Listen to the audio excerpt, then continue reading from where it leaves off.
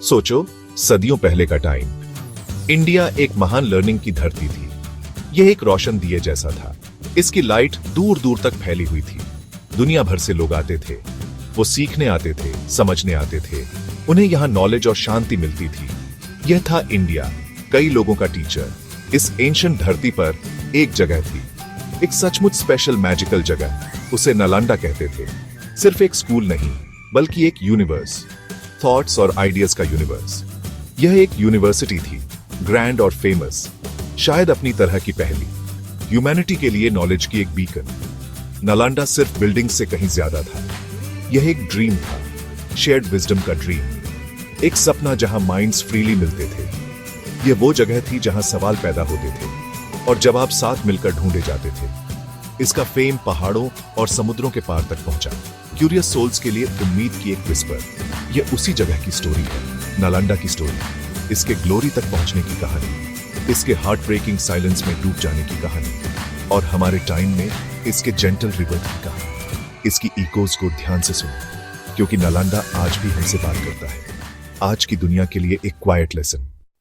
नालंदा की स्टोरी बहुत पहले शुरू हुई थी, एंशिएंट बिहार, इंडिया के हार्ट में। यह एक पीसफुल, हरी भरी जगह थी, स्टडी और डीप थॉट के लिए परफेक्ट। स्कॉलर्स मानते हैं कि यह 5th सेंचुरी के आसपास शुरू हुआ, यानी 1500 साल से भी ज्यादा पहले। एक ऐसा टाइम जब नए आइडियाज खिल रहे थे और इंडिया सिविलाइजेशन का क्रेडल था। महान राजाओं ने नालंदा को ग्रो करने में हेल्प की। गुप्ता एम्परर्स आर्ट के पेट्रन्स थे। उन्हें लर्निंग और कल्चर से प्यार था। वो नॉलेज की पावर को समझते थे, इसलिए उन्होंने नालंदा को जेनरसली सपोर्ट किया। उन्होंने लैंड और वेल्थ दिया। वो चाहते थे कि यह एक ग्रेट सेंटर बने, ब्राइटेस्ट माइंड्स के लिए एक जगह। नालंदा नाम खुद में ब्यूटीफुल है। इसका एक डीप मीनिंग है। कुछ कहते हैं इसका मतलब है गिवर ऑफ नॉलेज। नालाम का मतलब है लोटस, जो नॉलेज का सिंबल है। डा का मतलब है देना। तो नालंदा वो जगह थी जो नॉलेज देती थी। जैसे एक लोटस अपनी ब्यूटी ऑफर करता है, एक प्योर और एंडलेस ऑफरिंग। यह एक दिन में नहीं बना था, यह कई कई सालों में ग्रो हुआ। स्कॉलर्स और राजाओं की जेनरेशंस ने इसे संवारा। शायद यह एक स्मॉल मोनेस्ट्री के रूप में शुरू हुआ होगा, लेकिन जल्द ही यह खिल उठा। यह एक वास्ट कैंपस बन गया, लर्निंग की दुनिया में एक शाइनिंग स्टार, इंडिया की एंशिएंट विजडम का एक टेस्टामेंट। इमेजिन करो तब नालंदा में वॉक करना। वहां तुम क्या सीखते? बहुत सारे डिफरेंट सब्जेक्ट्स पढ़ाए जाते थे। यह एक ट्रू यूनिवर्सिटी थी। बुद्धिस्ट फिलॉसफी तो सेंट्रल थी ऑफ कोर्स, लेकिन एक्सप्लोर करने के लिए और भी बहुत कुछ था। Ancient Vedas, Hindu scriptures, logic, mind को शार्प करने के लिए, ग्रामर, लैंग्वेज को डीपली समझने के लिए, मेडिसिन, बीमारों को हील करने के लिए, एस्ट्रोनॉमी, सितारों की स्टडी के लिए, मैथमेटिक्स, यूनिवर्स की लैंग्वेज, यहां तक कि आर्ट और मेटाफिजिक्स भी पढ़ाए जाते थे। यह होलिस्टिक लर्निंग की जगह थी। स्टूडेंट्स सिर्फ फैक्ट्स मेमोराइज नहीं करते थे, वो डिबेट करते थे, डिस्कस करते थे, डिस्कवर करते थे। नालंदा में एडमिशन पाना इजी नहीं था, यह बहुत बहुत डिफिकल्ट था। एक टफ एंट्रेंस एग्जामिनेशन होता था, सिर्फ ब्राइटेस्ट स्टूडेंट्स ही पास होते थे। गेट्स पर लर्नेड स्कॉलर्स सवाल पूछते थे। बहुत से स्टूडेंट्स जवाब नहीं दे पाते थे। उन्हें डिसअपॉइंटेड होकर घर लौटना पड़ता था। 10 में से सिर्फ 2 या 3 ही सक्सीड होते थे, लेकिन जिन्हें एडमिशन मिलता था वो लकी थे। वो दुनिया के सभी हिस्सों से आते थे। चाइना से स्टूडेंट्स, जैसे फेमस च्वनजांग, कोरिया और जापान से, जो बहुत दूर है, तिब्बत से, ऊंचे पहाड़ों के पार से, पर्शिया, श्रीलंका और टर्की से भी। नालंदा सचमुच इंटरनेशनल था, ग्लोबल कल्चर्स का एक मीटिंग पॉइंट। नालंदा सिर्फ क्लासरूम्स का कलेक्शन नहीं था, यह लर्निंग की एक मैग्निफिसेंट सिटी थी जो बहुत लार्ज एरिया में फैली हुई थी। इसका आर्किटेक्चर ग्रैंड और ब्यूटीफुल था। पता है, बिल्डिंग के लिए रेड ब्रिक्स यूज होते थे और उनमें से कुछ आज भी तुम देख सकते हो। जस्ट इमेजिन, ऊंचे ऊंचे मोनेस्ट्रीज, कई स्टोरीज ऊंचे, जहां हजारों मंक्स और स्टूडेंट्स रहते थे। लेक्चर्स के लिए बड़े बड़े हॉल्स थे और क्वाइट स्टडी के लिए छोटे रूम्स।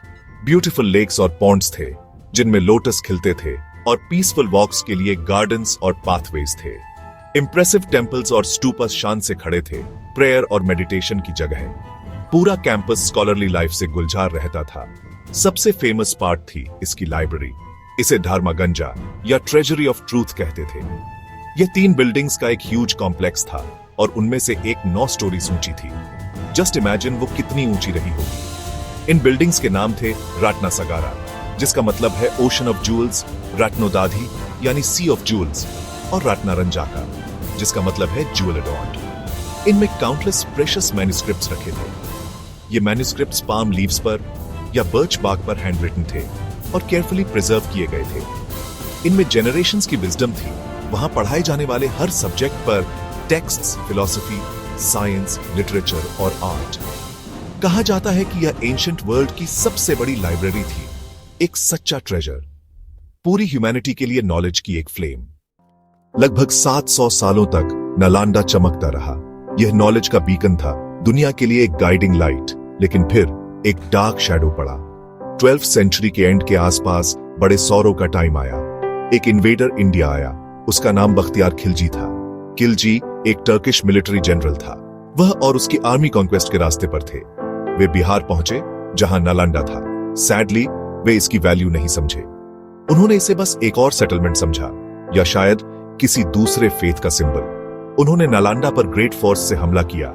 लर्निंग के लिए इमेंस ट्रेजेडी का दिन। यूनिवर्सिटी को रैंसैक और प्लंडर किया गया। मंक्स और स्कॉलर्स मारे गए। कई लोगों ने प्रीशियस बुक्स के साथ भागने की कोशिश की, लेकिन डिस्ट्रक्शन ओवरवेलमिंग था। मैग्निफिसेंट लाइब्रेरी धर्मागंजा को आग लगा दी गई। कहा जाता है कि यह महीनों तक जलती रही। जस्ट इमेजिन वो सारे प्राइसलेस मैन्युस्क्रिप्ट्स, सदियों की विजडम राख में बदल गई। यह लॉस सिर्फ इंडिया के लिए नहीं था, यह पूरी दुनिया के लिए लॉस था। इतना सारा नॉलेज हमेशा के लिए लॉस्ट हो गया। आइडियाज और डिस्कवरीज धुएं में वैनिश हो गए। नालंदा, जो कभी स्कॉलर्स का वाइब्रेंट शहर था, रूइंस और साइलेंस की जगह बन गया। इसकी लाइट बुझ गई, या ऐसा लगा। सोसाइटी के दिल पर एक गहरा घाव रह गया। Centuries passed and Nalanda faded, its buildings crumbling. Only locals kept its stories alive, tales of a great city and wise men. In the 19th century, archaeologists rediscovered Nalanda's ruins, reminding the world of its past. A dream emerged. Could Nalanda rise again? In the 21st century, efforts began to revive this ancient seat of learning. The Indian government, with other nations, established a new Nalanda University near the ancient site. Today, the new Nalanda University is a reality.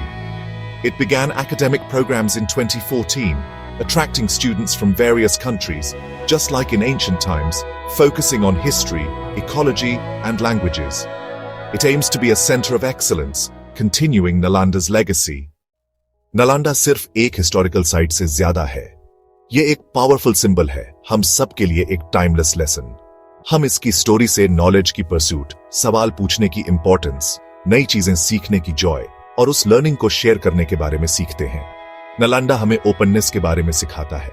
इसने हर जगह से students का welcome किया, उनके background की परवाह किए बिना थॉट की डाइवर्सिटी को वैल्यू दी। ये आज की दुनिया में इंपॉर्टेंट है, एक ऐसी दुनिया जिसे ज्यादा अंडरस्टैंडिंग, ज्यादा कनेक्शन की जरूरत है। नालंदा इंडिया को उसकी हेरिटेज की याद दिलाता है, उसके विश्वगुरु के एंशिएंट रोल की भी, विजडम का सोर्स। यह एक ऐसी लेगेसी है जिस पर प्राउड होना चाहिए, और एक रेस्पॉन्सिबिलिटी है जिसे आगे बढ़ाना है। नालंदा की स्पिरिट को ट्रिब्यूट होगा, एक स्पिरिट जो हमेशा जिंदा रहती है, फॉरएवर।